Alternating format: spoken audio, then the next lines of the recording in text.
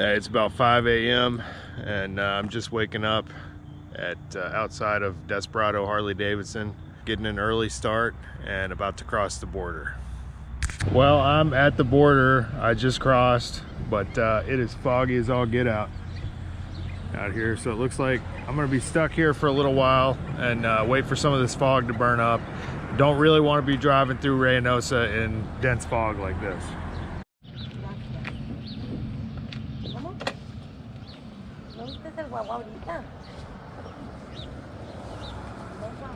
So the fog has just started to lift enough that I can actually see the signs, so I'm taking off. As eager as I was to make up for lost time, when I saw these two guys pushing their car into Mexico, I had to stop and help. ¿Dónde vas? ¿Para allá? Estamos retornando para Reynosa. Ah, Reynosa, sí. Sí, pues tenemos que ver si prende o no. Ya le hablamos a un amigo a ver si venía. Sí, fui de 17 estados de México. Y Guatemala y Belice también, en moto, sí. Sí. Tengo un canal de YouTube. ¿Ah, sí? ¿En serio? Sí, en serio. La cámara? Sí, Sí. sí. Ese es. Dirty Motorcycle Vagabond. Está chingón. ¿Cómo te llamas? Roberto. Roberto. Brian. Brian. Ok, mucho gusto. Igualmente. Vamos, con cuidado. After their buddy showed up, I headed due south from Reynosa all the way down to Tampico.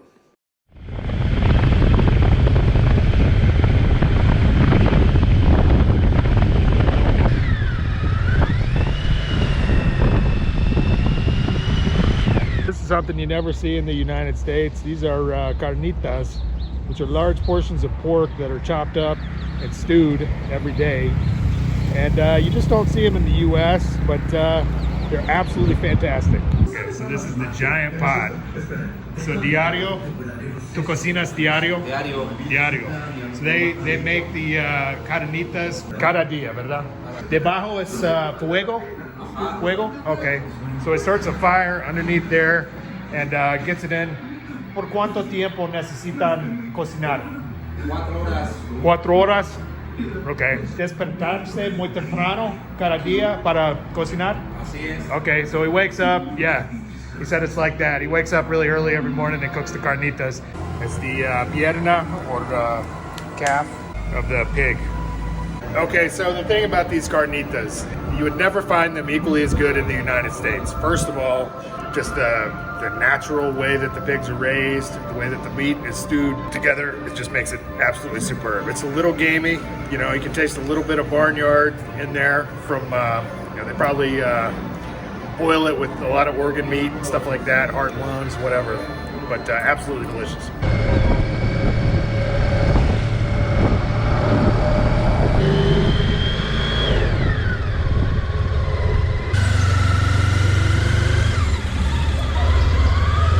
Hey, so I'm just waking up a little outside of Tampico, Panuco, and apparently my GoPro sprouted legs and walked off yesterday, so I'm in the market for another GoPro.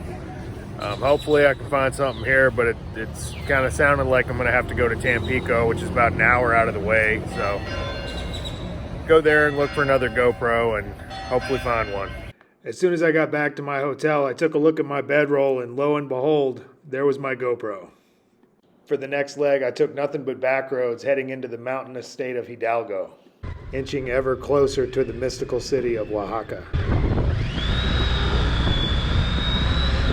These mountain roads began to get extremely rough, and after a while I started to miss my KLR.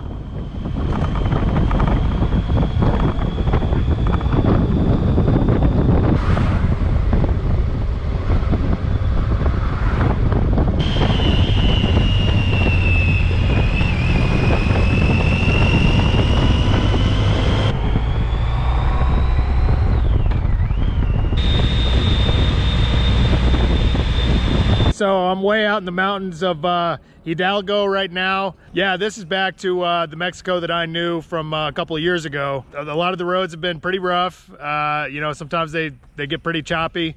So that way up there is the road. That's where I'm going. Looks like it wraps around the mountain there.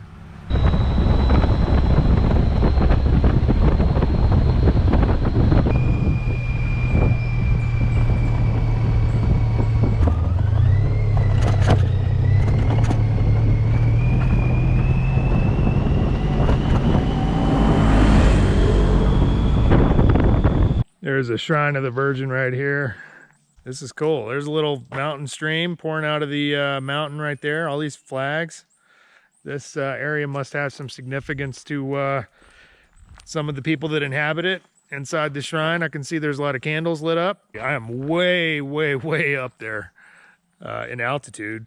The air got all of a sudden not humid, and everything's cooling off. So I'm gonna sit down and get a sip of water. I continued to follow these windy mountain roads further and further up the mountain until I found myself literally riding through the clouds. Once I started to come back down out of the mountains, I was treated to the incredible sight of the majestic green mountains of Hidalgo.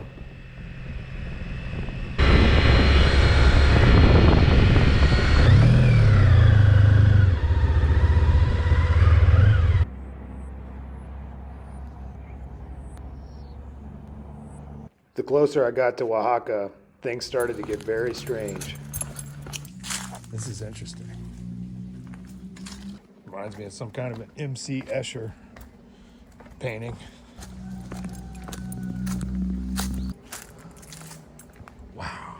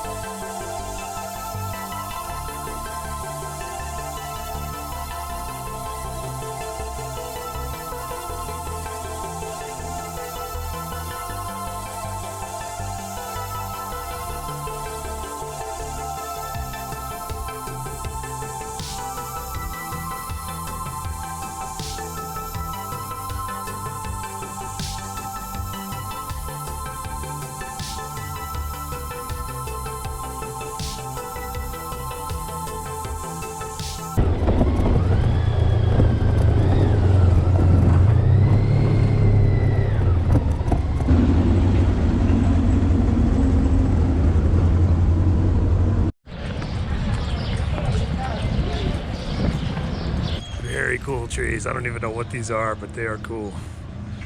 Wow. Gigantic trees. Oh my God. This is probably the coolest entrance to a hotel I've ever seen. Out here we got blue agave. Bunch of blue agaves. Bunch of flowers are in bloom right now, which is cool. Usually I come in the winter and nothing's in bloom, so everything's kind of dry. Going into the hotel, cool bridge right here.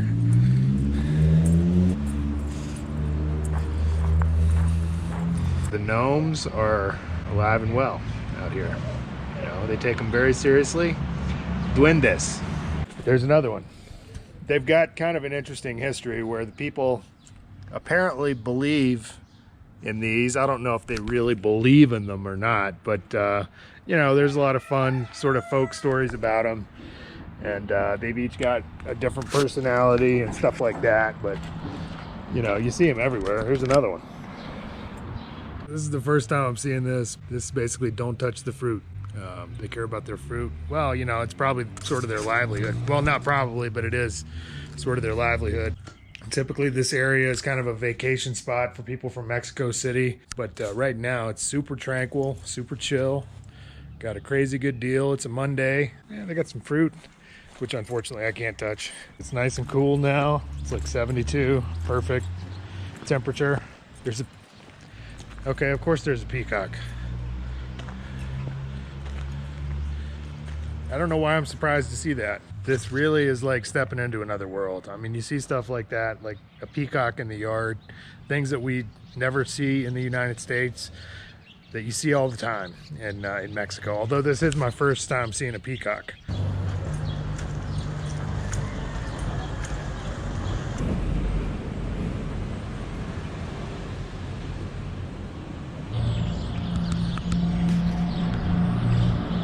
This right here is molcajete with grilled onions, a couple types of chorizo, and arranchera.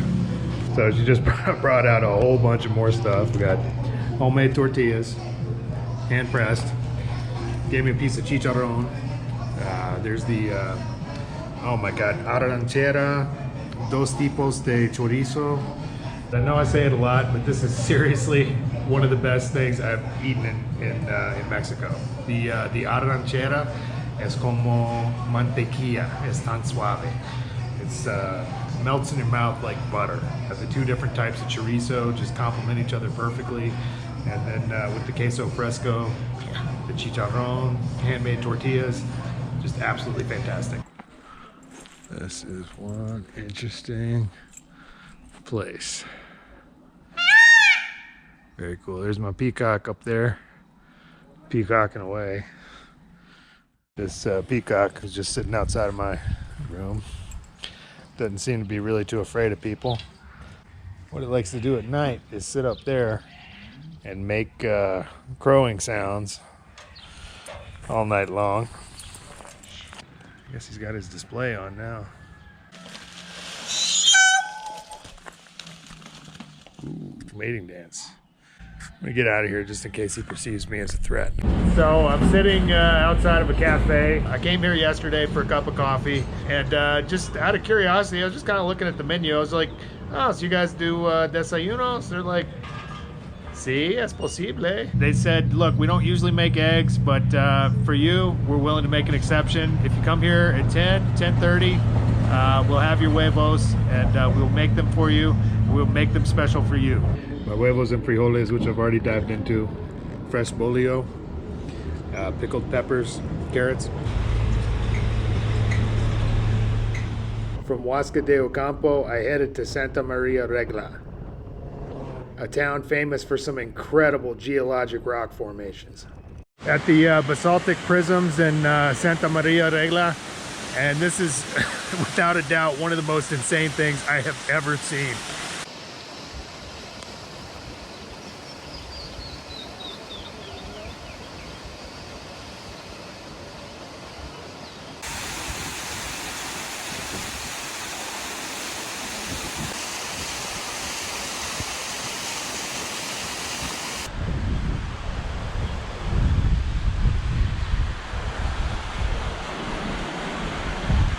So I've been walking around this, taking some video, and I'm ready to see these things up close.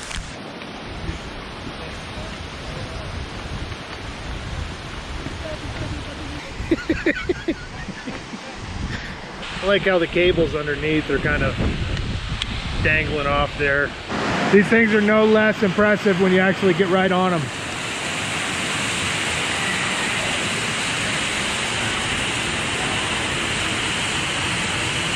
Definitely smooth.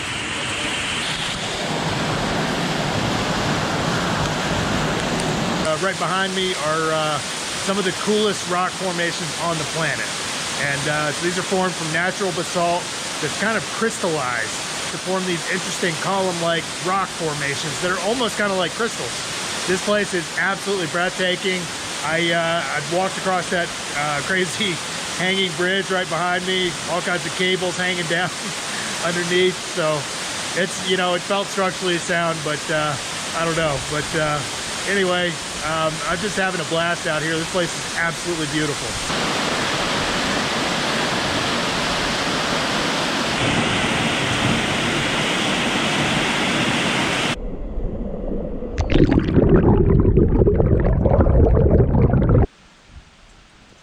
Look at some topiaries.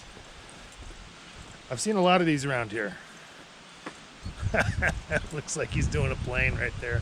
So he's got the wire frames. I guess you just have to wait until that grows, fills out the frame, then you kind of tie it to the frame and then trim around it. But that's a good start on an airplane.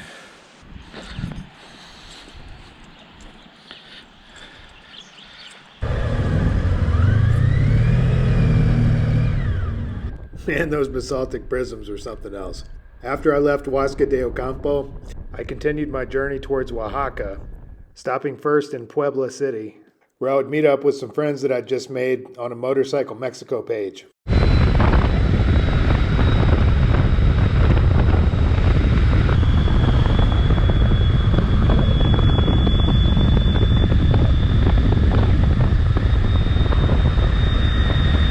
This is a famous dish from Puebla called a semita, which is basically a sandwich with a sesame seed bun filled with meat, cheese, and potato.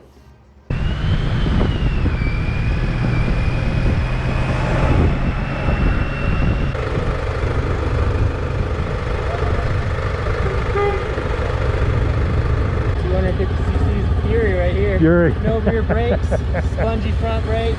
No rear. No, the rear rim's all bent, so it's like, ooh.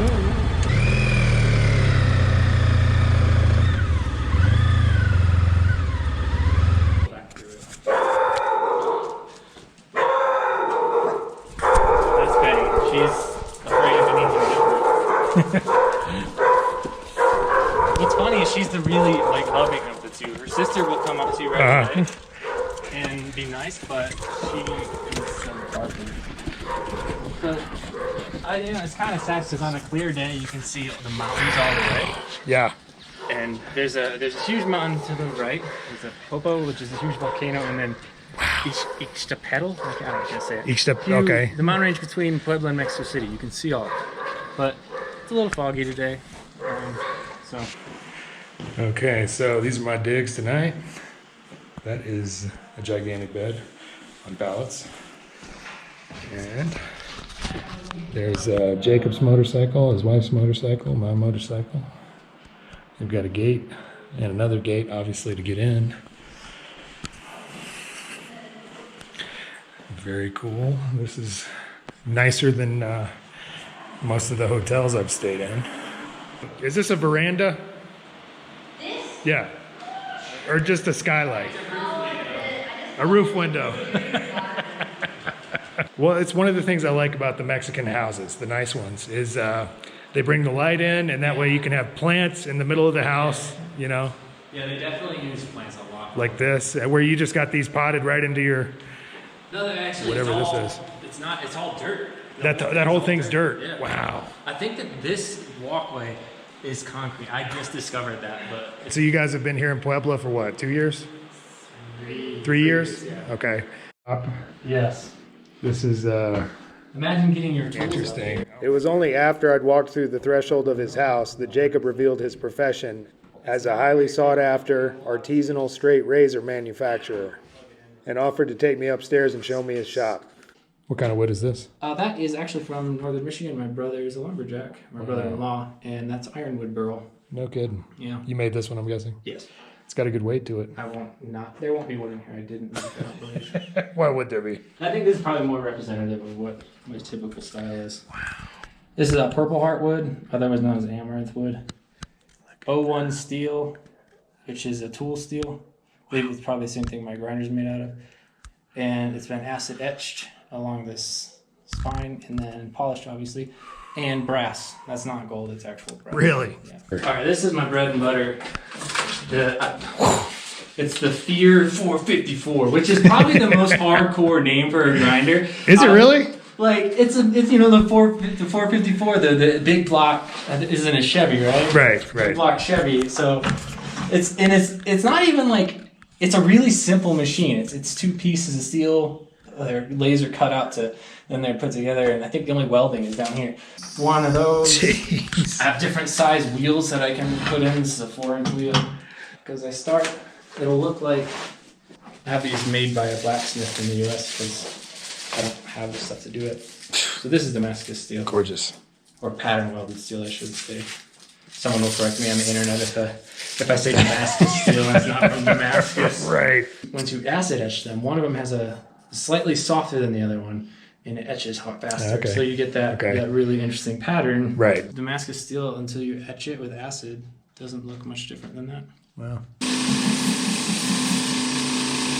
Yeah, same piece of steel, and you can see it just looks like regular steel. Then if I take Until you treat it with the acid. which I think is No acid. way. So take some ferric chloride, which is acid but not wicked strong acid or anything. It's great for copper etching. Wow, yeah, you can see it changing. Yep. Oh my God. The longer I leave it on, the deeper it gets. If I leave a blade in there overnight, it's gone. But so that acid obviously is not caustic to your skin. But it stings if I have a cut. Oh, really? Yeah, it probably will give me cancer, but not yet. Well, it's worth it. Yeah. Right. But I shouldn't do what I just did, but I mean, it's whatever. Ah, screw it. As much as I work with. We're in Mexico. Yeah. Oh my God, I hear that all the time. So, okay, so now a potential client comes to you Yeah. and sends you a message on email, I'm guessing. Email, You Instagram. have, what's your website? JacobRayRazors.com. JacobRayRazors.com. Yeah. Instagram. Everything. I think Jacob Ray Instagram, Razors. Facebook. Do you have sort of a list of options? Like you can have this kind of a wood, you can have this kind of a design. There's only there's only very few things I'll charge extra for, and that's like if this guy who wanted a $500 piece of titanium, he had to buy that himself. If you want mammoth tooth, you have to buy that and ship it to me. If you want diamonds, please buy them and ship them to me. But if you want anything like this razor, what I do is I sit down and do sketches. You pick from them, we refine it, and get what you want. They order this one, and cool, I make it for you and send it out. Then someone comes along and orders this one, same price. A custom's a custom. It's your razor. It doesn't make a difference how intricate it is. I won't raise the price if it's more difficult, because then it makes my job boring. Because I don't want people to be discouraged from being creative. I had come down with my family a bunch when I was growing up because we lived in Southern California, so it was just like a 3-hour drive. I always wanted to live out of the U.S. It's always been like a huge thing for me, and I told Jacob that like when we started talking, like I'm not gonna live in the U.S. forever, so if you're not down with that, you gotta, jam. And he was like, no, I don't care, which is good because clearly we didn't. But I used to sell medical devices for Johnson & Johnson. Oh wow. But in that industry, you get laid off a lot and things change and stuff. And I had been laid off like 3 times since I'd been there. And so I was like, you know what? The last offer they gave me was so good. It was like a whole year of my commissions, of my salary, my healthcare, all that stuff. And so I was like, hey, now's the time. So kind of take off and see what we can do here. And so we did. And so from deciding that and then actually leaving, it was 2 weeks. And we landed in Oaxaca. Yeah. One of the things I noticed is that a lot of Mexicans seem to be chiropractors. I sort of learned, not to mention in passing conversation necessarily that I have a pain in my shoulder. Because it's like, okay, bro. It's like, bro, okay, come here and hold your arm out like this. I got this. This guy in I think it was Baja. He's like, okay, yeah. And then he's like, loosen your arm. And I'm like freaking out at this point. I'm like tensing up. What's gonna happen? Yeah. Yeah. And he like grabs my arm and jerks it down. And it felt better. I was like, actually like, wow, that actually worked. The next morning, Jacob was eager to take me around the block on his KTM 950 adventure. 30 miles an hour, 10 miles an hour on this thing, super joyful, like a lot of fun, love it. Awesome. I recommend anyone who's a free rider to try out dirt riding. There's so much more dirt than there is concrete. Yeah.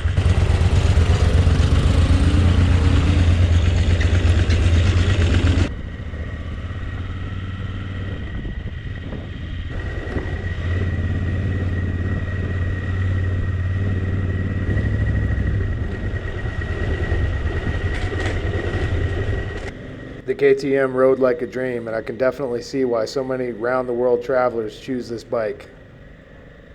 The suspension and braking were awesome. After I said goodbye to Jacob and his wife, I headed straight to Oaxaca.